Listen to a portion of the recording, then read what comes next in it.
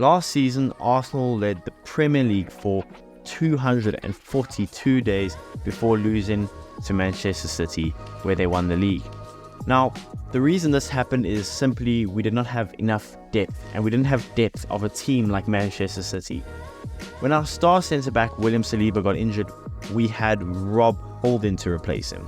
Now, don't get me wrong, Rob Holding is a good centre-back when he's in the right system, but he's more of the level towards the tail end of the Premier League, kind of your mid-table teams, your Burnleys, your Bournemouths, or your lower-end teams like, Palace, which is where he is now.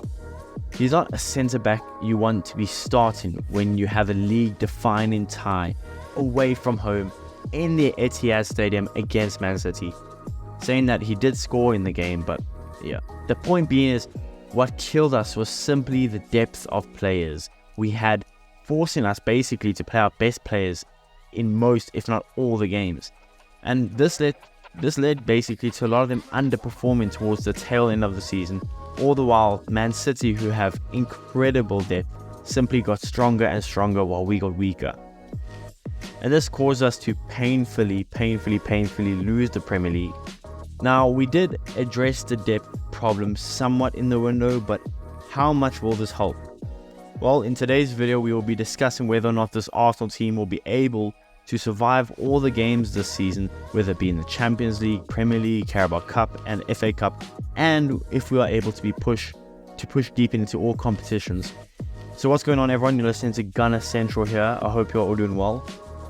So I'm going to be breaking down the squad per position group, the strength of the positional group, and the depth that we do have.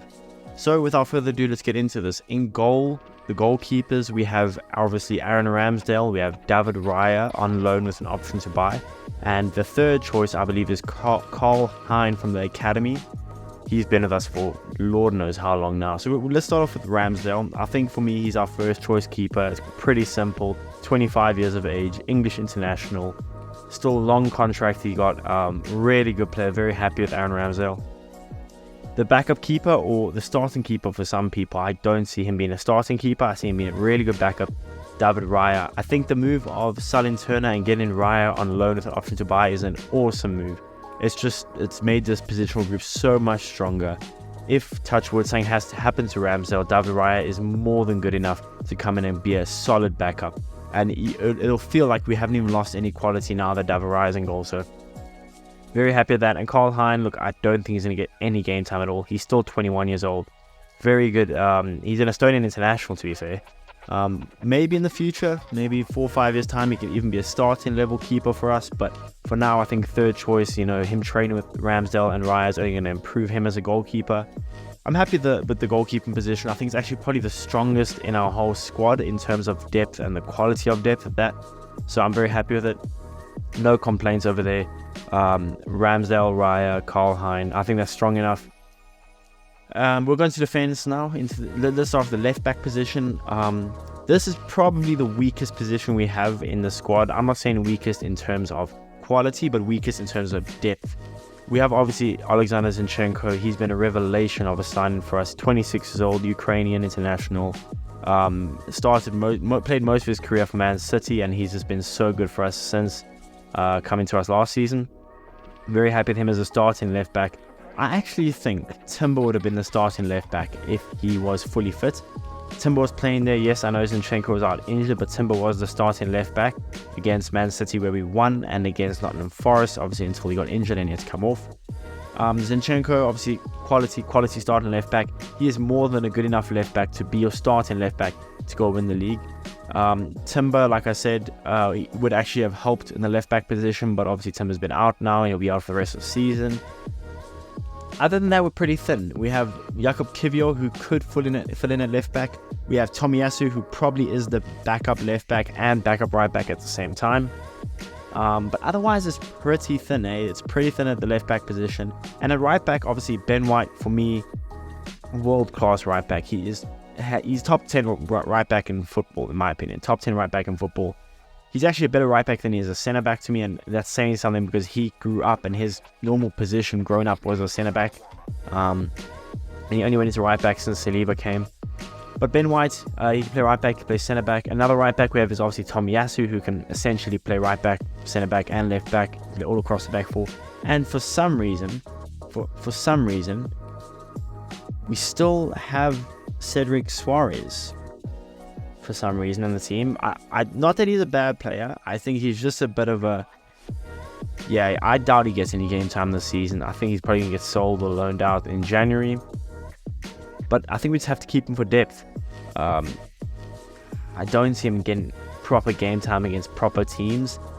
Now, speaking of like loan out players, Tierney, I've covered this on our full videos, so go check it out on my channel. This Tierney situation, very weird. I actually said in the previous video that I think the reason we've loaned him out is simply just to get his market value up. You know, he's going to Real Sociedad, who's a Champions League team, and they did really well in La Liga last season.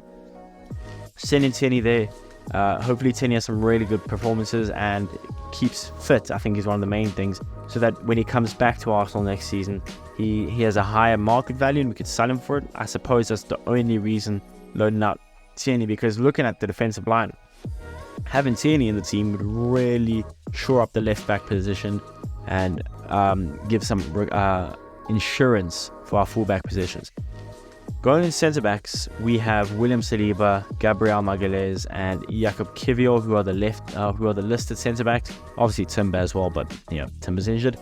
I think the quality is there. No, for sure, the quality is there. William Saliba, top 5 centre back in the league. Gabriel, top 10 centre back in the league. Even top 5 according to some people. Elite partners at centre back. Problem is after that, Jakub Kiwior. We did have Rob Holding. Obviously, we sold him deadline day to Palace. So we have Jakub Kiwior who could play centre back. Obviously, like I said, Ben White could play centre back if we needed. Tomiyasu could. So I see that we do have depth there, but it's more about we'd have to shift around a lot of players to fill in at centre back if needed. So overall, I think the defense is probably one of the weakest positional groups we have in the team in terms of depth and quality of depth. I know Thomas Partey could fill in a right back if he's needed to. It's quite underwhelming in terms of depth, but the quality is certainly there. It should be enough. I don't know, it's a lot of games. It's Champions League, it's Cup games, it's Premier League games. And it's not like, you know, when you're playing Europa League, you can kind of just throw in your reserves or your B team, and you don't have to worry about midweek games. But you do in the Champions League. You have to put out your best players every night in the Champions League and in the Premier League. It's going to be a lot of games. There's 2 games a week for most of our good players. And we try to address that with Timber. And I just think had we kept Tierney, and if Timber was fully fit, I think that the depth would look beautiful. We would look really good at the back. But obviously, loaning out Tierney, selling Holding, Timber getting injured is not the greatest news for us. So yeah, our defense isn't really a strong positional group in depth. Moving on to midfield, a bit better here, I must say. Obviously, we have Declan Rice, one of my favorite players at the moment. Declan Rice, an outstanding player. We have Thomas Partey, who seems like he's always injured. Hopefully he can come back. I believe he's injured now for 9 weeks or 8 weeks or something with the groin injury. It's not confirmed, but hopefully he'll be back sooner rather than later because we do need him. Jorginho, I'm very, very happy with him. You know, for the calorie he gets sometimes, he is a really good player. I think, you know, he helps bring in composure to the midfield and just calms everyone down. We have Al Neni, who I think is just here for vibes, I can't lie. I'm going to probably do a video on why Al Neni's here, but I don't mind Al Neni being in the squad. Odegaard, obviously captain, fantastic. We have Kai Havertz, we have Smith Rowe, and we have Vieira. So quite a lot of midfielders. The quality is certainly there. That's without a doubt Declan Rice, Thomas Partey, Odegaard, Havertz potentially, Smith Rowe, Vieira, very good players. And a lot of them are very versatile in the midfield. You could have Declan Rice, who could play in the 6 or in the 8. Partey could play in the 6, could play right back. Jorginho could play in the 6 very nicely and hold it down for us. Odegaard, he can play in the 8, he can play in the 10. Havertz play in the 8 or the 10. Smith Rowe, I reckon the 8 or the 10. And he could probably play out wide if you needed him to. Vieira in the 10, beautiful slot in. I think it's a really good midfield group. We have some experience. We have Thomas Partey is 30, Jorginho 31, Al Neni 31, and then the rest are 24 and down. Declan Rice 24, Odegaard 24, Havertz 24. So I think Overall, we have good mix of youth and age in the midfield. Is a good enough midfield to go out and challenge City? I don't know about that. I don't know if any of it is good enough, because City is just a god squad, and when they have the robot up top, it's kind of hard for us to challenge them. But I believe our midfield is nice and deep enough. There's enough good players for us to push in the Champions League, in the Premier League, and in the Cup games. Obviously, Smith Rowe, Vieira should be in all the Cup games, Odegaard in all the Champions League games and Premier League games. I think it's going to be very interesting to see how this midfield shakes out towards the end of the season. If maybe Havertz starts getting benched for Smith Rowe or Vieira potentially.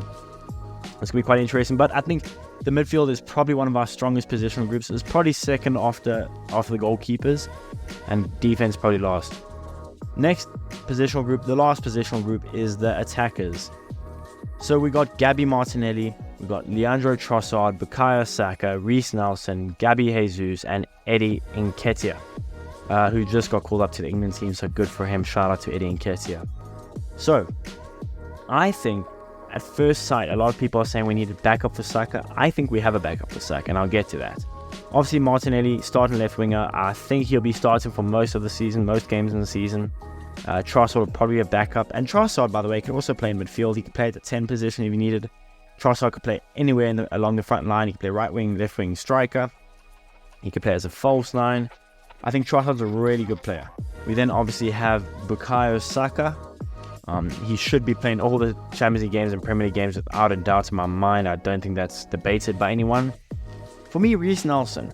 Reece Nelson, really good left winger. He is naturally a left winger.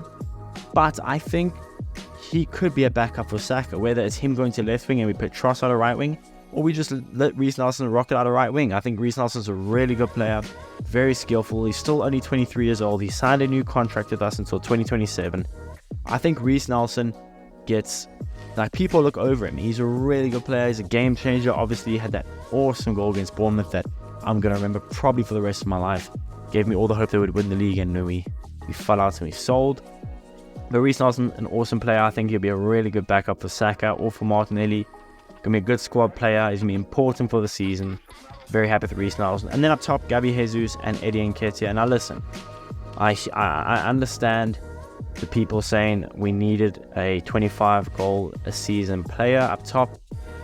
But listen, this may sound delusional, probably is. I think Jesus could get near the mark. I don't think he'll ever be a 25 goal a game, a goal a season. Your goal game would be awesome. Goal a season type of striker, but if he's fully fit, he could at least touch 20 in the Premier League.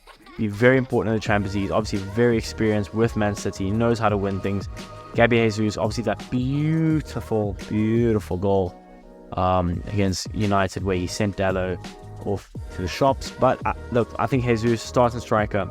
And Eddie Nketiah, he has proven this season specifically, and stretches of last season, that he is more than a good enough player to step up when needed, whether it be in the Champions League, whether it be in the Premier League. He's still just 24 years old, Eddie Nketiah. Feels like he's been around forever, but he's still 24 years old. He's now an England international. I think Eddie Nketiah, he is more than a good enough backup striker. So this is why I think the attack that we have is more than deep enough, has more than enough quality as well. It's a really good attack. I'm very happy with it. Of course, it would have been nice to go pick up a 25 goal a season player, but those are few and far between. And I believe with the money we spent, we didn't even have money for that. So look, overall, looking at the whole squad, I think it's a deep enough squad to potentially push on all fronts. It has enough quality this time. If a big injury happens, we have a backup, and a good backup at that, it looks like, for the most part. Of course, we don't have any injuries, and that could derail anyone's season, including Man City's, if Haaland has to get injured or derail their season. But I think this team is good enough, it's deep enough, at least on paper. Obviously, on the field is much different because sport is not played on paper. But looking at it in a vacuum, I think it's more than a deep enough squad, more than a good enough squad to go out and challenge for the Premier League, go out and challenge for the Champions League. I'm not saying we're going to win either of them. Of course, I would love to believe that we could, because it's it's hope that keeps you going on, but it's also the hope that kills you. I don't know if we're going to be able to challenge City if we're saying 1-for-1 and their best squad versus our best squad. Is going to be a tough game. But you never know. I think, like I said, I think we have a deep enough squad. We have these players are more experienced now. They have so much quality. A lot of them are international players now. Very happy with it overall. So the question is, do we challenge? Is the strong deep enough and strong enough? Yes, I think it is. Overall, I think it is. But I'd love to know what you guys think. Do you guys think the squad's deep enough? Is it strong enough? What positional group are you worried about? What position are you worried about? Or are you very happy with? Let me know in the comments, and I'll see you guys in the next one.